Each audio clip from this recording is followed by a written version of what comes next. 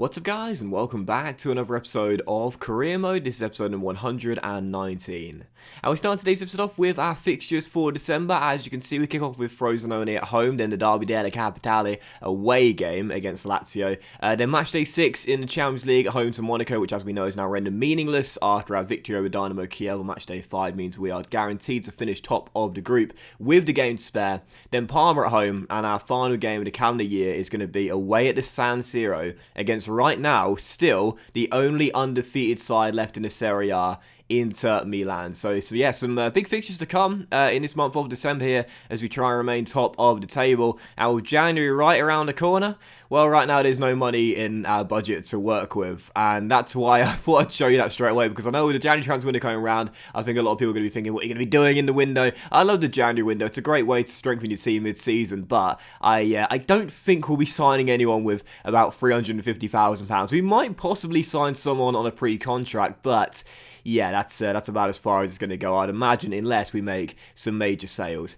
Anyway, for the first game of today's episode, we are here at the Stadio Olimpico to take on Frosinone, right now sitting in the bottom 3 in this area. We, on the other hand, are still top of the table with 11 wins in our first 12 games, but only 3 points clear of Milan in second place, because as we know, the big teams rarely slip up in this year's career mode. So heading into the game, we needed another win. I was looking forward to a big win as well, or hoping for a big win, I should say, against a side right now who are 19th place in the table and 5 points adrift of safety. So early on in the game, like you've been seeing all throughout the season, we don't take a while to get into our attacking play. No, we hit our teams right away and get some quick attacking build-ups and look for early chances and early goals. We're already at the crossbar through Moise Kean, and then a couple minutes later we broke the deadlock early through Sandro Tonali. And this is what we missed last season after he ruptured his ACL early on in the campaign. That's already his 4th goal in the Serie A this season for Roma, I believe. 3rd or 4th, I think it's his 4th goal. It might be his 3rd, but either way, Tonali with another. Last season didn't score at all.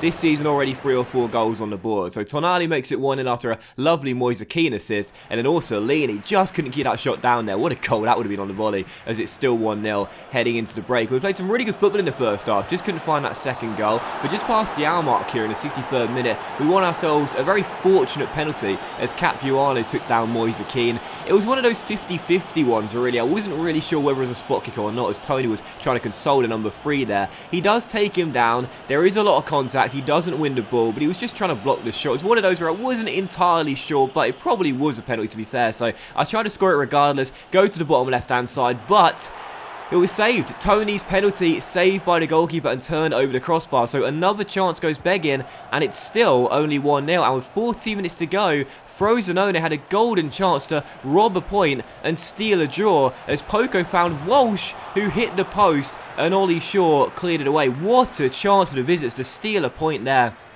and leave Rome with a draw in the bag. But from that, we broke. Zaniolo was played forward, rolled it across, and off the bench, Antonino Barai makes it 2-0 and wraps up the point, and every single Roma fan in attendance, including myself on the sidelines, could breathe a very heavy sigh of relief. Frosinone up the other end, so close to levelling it with 13 minutes to go. We go on the counter and Barai scores the cutback. So final score, Roma 2, Frosinone 0, but really we got away with that one there. We had so many chances being created, 16 shots and 10 on target in the game, plus we missed a spot kick as well, but thankfully the woodwork saves us at one end and Barai clinches the points for good at the other. So very, very lucky escape there, as we almost slipped up for just a second time this season and had our first draw of the campaign, and that would have been a major blow there against the side right now in 19th place. But to still fun in the game, you might have missed it, but during the penalty incident, Moise Kean, who was taken down and won the spot kick, stayed down and was eventually forced off for Barai, who scored that second goal. Turns out he sprained his knee and he's going to be out for 3 weeks. So he's going to miss all the rest of the fixtures here in December, including the derby, which comes next, and the game against Inter Milan, who are right now undefeated away from home. So a bit of a blow there for Kean, who this season has started off better than last season with 4 goals and 3 assists in the Serie A. So the man that will come in to replace him is Diaz. Speedy Gonzalez will start in his absence, and hopefully we won't miss him too much. much. So for the second game of today's episode, it is a massive one as we take on Lazio in an official away game here in the Derby della Capitale, our first of the season, where right now Lazio are only 6 points behind us in the race for the title. A win for them tonight and they'll cut the gap to 3. But if we win tonight and extend our winning streak, we'll extend the gap to 9 points and deal a major title blow to our rivals. It's the Derby della Capitale against Lazio at the Stadio Olimpico. Forza Roma. Controls. Knocks that wide towards Shaw. Early on the ball. Trying to tease his man to come towards him. He didn't want to. He's beaten him anyway. And now Shaw's got room to cross. And his crosses are normally very good. And Zaniolo. Oh, it's gone in. Zaniolo, the far post, has squeezed it in. And Roma take the lead in the derby. It's 1-0. And wow, Shaw to Zaniolo, we've seen that combination before this season away at Cagliari. Ollie's crosses this season have been pinpoint and Roma have taken the lead in the derby. What a ball by Shaw, picks out Zaniolo. I was expecting him to nod it down to Tony, but he said, Ivan, let me squeeze it in, and he does. I want to see this on a second replay.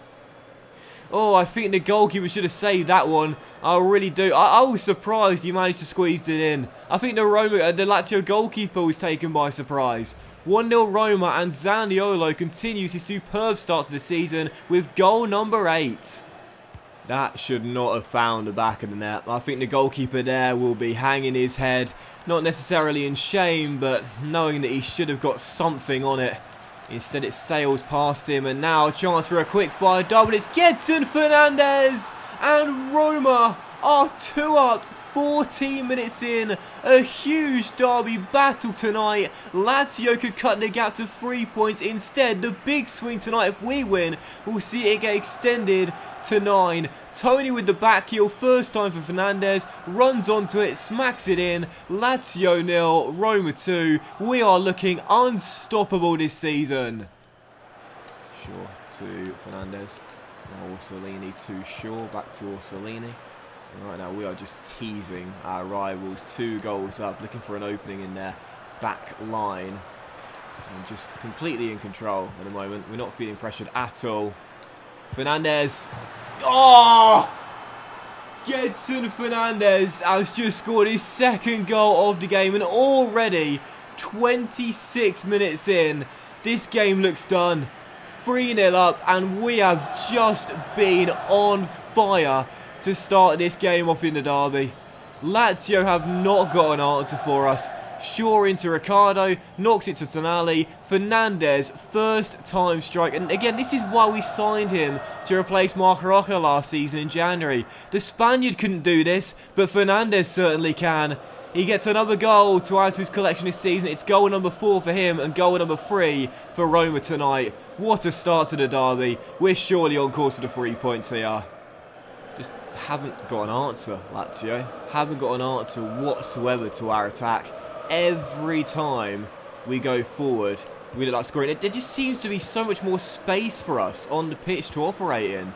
And Fernandez right now is looking for a hat-trick here in the first half. Tonali to Shaw. And they're not pressing at all. They're saying break us down. Well, for that third goal, he didn't need to. Just smacked it in from range. And at the moment, I'm fine with this. I'm fine with just holding onto the ball, controlling possession, and eventually a crack will open in their back line. Oh, and we'll get a 4th. It's just, at the moment, the way they're set up is just, it's not helping at all. The way they're set up is off the crossbar, is playing to our advantage. They have to switch their tactics, otherwise this could be a cricket score. I think one thing that really sort of showcases our improvement from last season as well is the fact that last season, I think we ended up with 60 goals all throughout the course of the season. 60 goals in 38 games, which is, you know, pretty goddamn shambolic for a team that finished in 4th place. But Ivan Toney scored 30 of those 60. So Ivan scored, you know, if not half, then almost half of our goals last season. And this season, you know, you've seen it. Tony tonight has not scored, but we've got 3. Last season, if Tony did not score, we did not win the game.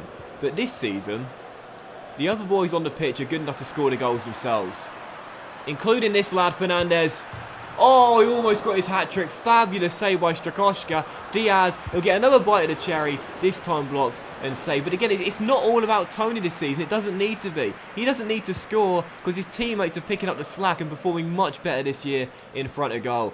3-0. Gedson chasing that match ball tonight. Fernandez has just won the ball back again. He has been absolutely inch perfect tonight. And Orsolini sends Diaz down the wing. Speedy Gonzalez is away. It's Diaz. He's got Orsolini arriving. I see him. He's got Tony through the legs. And Ivan hits the post. It's going to be 2 games without a goal for Ivan. He should have finished that move off there. Off the woodwork from our number 9. But again, it's not going to matter because his teammates this season are getting the goals themselves. 3-0 should be the final score. What a win it'll be. It is going to take some team to stop us this season.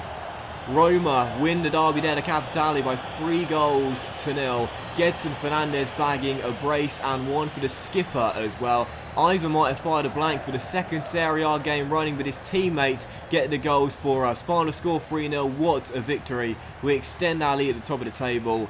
Who can stop Roma this season? We might share the same stadium, but tonight we felt as though we were worlds apart from our rivals. Final score 3-0, 12 shots, 5 on target and 70% possession. Gedson Fernandez, best performance in a Roma shirt since signing last season in the January transfer window. And what a display it was from our Portuguese midfielder, as his 2 goals ensure we get the win, extend the winning run, and now sit 5 points clear of Juventus in 2nd place. Lazio now in 5th place, 9 points behind us. They won't give up in the race for the title, I can be sure of that. However, with 9 points being the gap now, we saw last season how hard it is to make up the ground in this Serie A table, so I don't know whether they'll be able to catch us for the rest of the campaign. I guess we'll have to wait and see. But a major blow dealt there to our rivals in the Derby della Capitale, and ruthless rampant Roma march on as they continue to strive for their first Serie A title with me in charge. Still, for the 3rd and final game of today's episode, it's a bit of a meaningless one as we take on Monaco here away in the south of France in match day 6 in the Champions League, where there's literally nothing to play for anyone left in the group on the final group game. Dynamo Kiev are rock bottom and will finish there. Ajax are guaranteed 3rd, Monaco are guaranteed 2nd, and we're guaranteed top with a game to spare, so nothing really to play for. So heading into the game, I decided to field 11 changes and make a fully rotated side for the game with, again, nothing to play for whatsoever. But the man that started off getting the goal to give us the lead in this game is the man of the group stage for us, Enrico Brignola, heading in that cross and making it 1-0, and then he set up our 2nd goal in stoppage time in the 1st half. But I was really glad to see this one. It was Marco Romano that got the goal, the kid from Sheffield United who we signed in the summer, 19 years old, shows great potential, 5-star skill moves, 4-star weak foot, and clearly a clinical finish on the teenage talent as well. 19 years old, professional debut in the Champions League, and he scores an absolute belter. Roulette's around the defender, smacks it in with the left foot and makes it Monaco 0,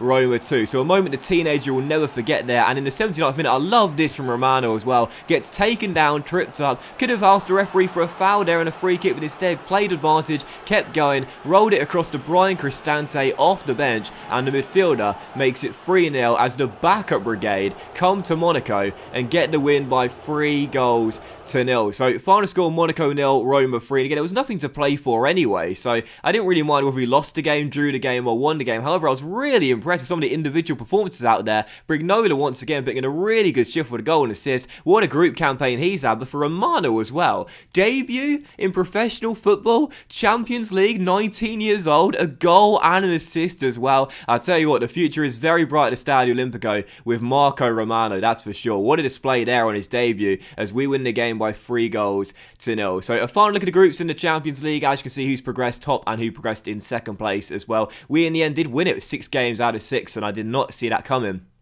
at the start of the group, but still really pleased to do that.